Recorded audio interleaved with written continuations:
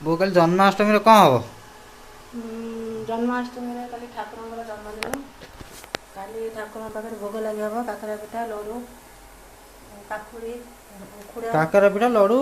କାକୁଡ଼ି ଉଖୁଡ଼ା ନଡ଼ିଆ ଭୋଗ ଲାଗି ହେବ। ଅରୁଆ ଭାତ ଡାଲମା ହେବ ଘରେ।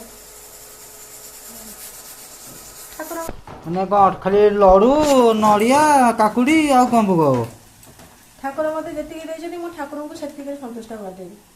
ମୋ ପାଖରେ ଯେତିକି ଅଛି। ଆଉ ଲୋକମାନେ ବି ଠାକୁରଙ୍କ ପାଖରେ ବହୁତ ଭୋଗରାଗ କାଲି କରିବେ।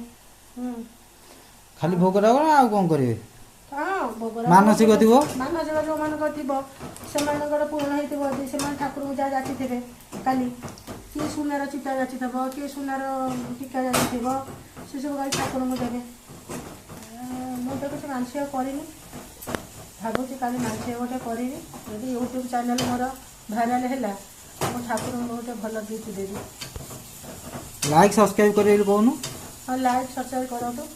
ମୋର ଯଦି ଭିଡ଼ିଓଟା ଭାଇରାଲ୍ ହେଲା ମୋତେ ଲୋକ ତ ବହୁତ କମେଣ୍ଟ ମାରୁଛନ୍ତି ଯେ ଭାଇରାଲ୍ ହେବନି। ଯଦି ମୋର ୟୁଟ୍ୟୁବ୍ ଭାଇରାଲ୍ ହେବନି ମାନେ ମୋତେ ସପୋର୍ଟ କରନ୍ତି ତାହେଲେ ମୋ ଭିଡ଼ିଓଟାକୁ ଭାଇରାଲ୍ କଲେ ମୁଁ ଆର ବର୍ଷ ଏଇ ଜନ୍ମାଷ୍ଟମୀ ଦିନ ଠାକୁରଙ୍କୁ ଗୋଟେ ବଢ଼ିଆ ସୁନାର ଚିତା ଗୋଟେ ଦେବି।